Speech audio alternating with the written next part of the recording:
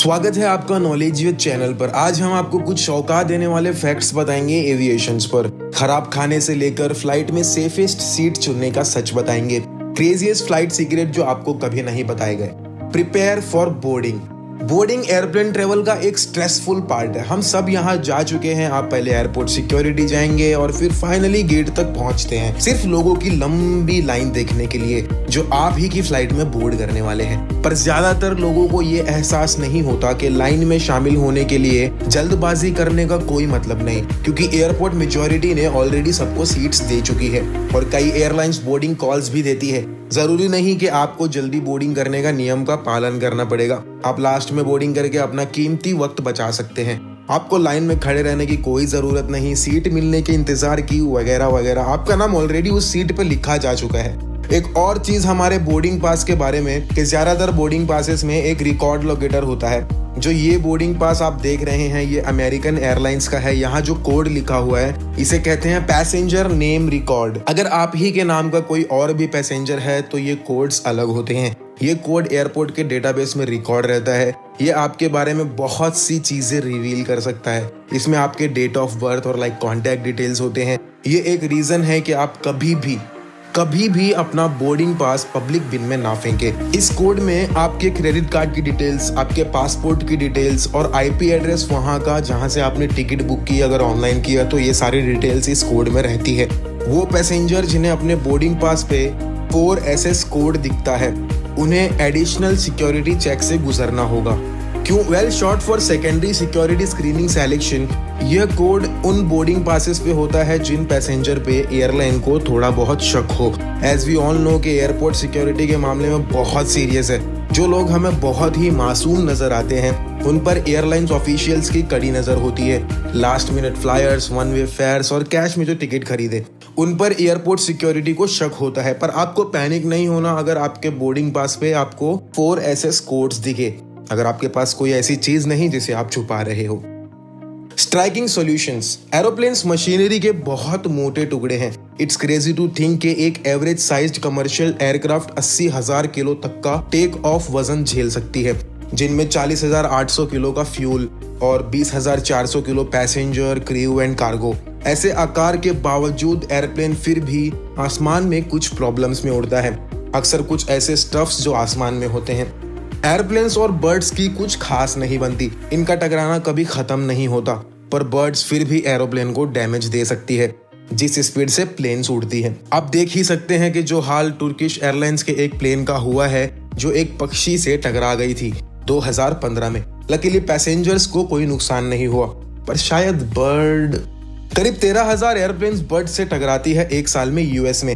Airport authority को इसके बारे में कुछ सोचना चाहिए। वॉल्स एंड फेंसेस बर्ड्स को रोक नहीं सकती जो एयरपोर्ट पे लगी होती है। एक मेथड वर्जीनियाज रेगन नेशनल एयरपोर्ट पे यूज हुआ है जो खाली फायरिंग कर रहे हैं ताकि पंछी डर के इस जगह पर ना आए। पर सिर्फ बर्ड्स ही नहीं जिनके बारे में एयरपोर्ट्स को चिंता करनी चाहिए। एक्सट्रीम वेदर ऐसा नहीं कि उसे खाली फायरिंग से डराया जा सके। ओलों की बारिश सबसे डेंजरस वेदर में से एक है एयरप्लेन के लिए। वो बहुत डैमेज दे सकते हैं एक एयरप्लेन को। इस जेट की नाक को ओलों की ऐसी मार पड़ी जो गोल्फ बॉल से भी बड़े थे।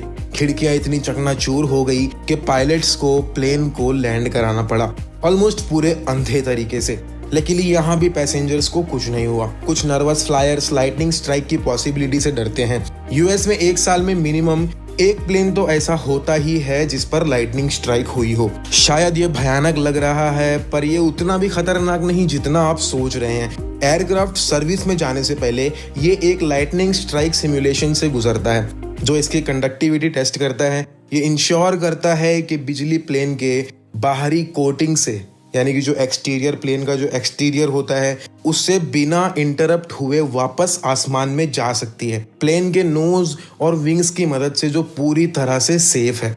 Dump drop. क्या आपने कभी एरोप्लेन का बाथरूम यूज किया और सोचा कि आप कहां अपने वेस्ट को फ्लश कर रहे हैं? ये मिथ हम सुनते हैं कि हम आसमान में ही कहीं फ्लश कर देते हैं, पर ये अलाउड नहीं। पर ऑफ कोर्स एक्सीडेंट्स हो जाते हैं। जब आप एरोप्लेन टॉयलेट को फ्लश करते हैं तो एक खिंचाव बहुत ही कम पानी का इस्तेमाल करके वेस्ट को खींचता है और डिसइंफेक्टेंट लिक्विड के टैंक में फेंक देता है। लैंडिंग के बाद वेस्ट को निकाल लाया जाता है प्लेन से और फिर फेंक दिया जाता है कहीं ये जो आप एक ब्लू आइज जैसा कुछ देख रहे हैं, ये उस टैंक में बना है जहां आपका वेस्ट और डिसइंफेक्टेंट लिक्विड है, और ये पाया गया जमीन पे एक प्लेन से गिरा हुआ 2017 में।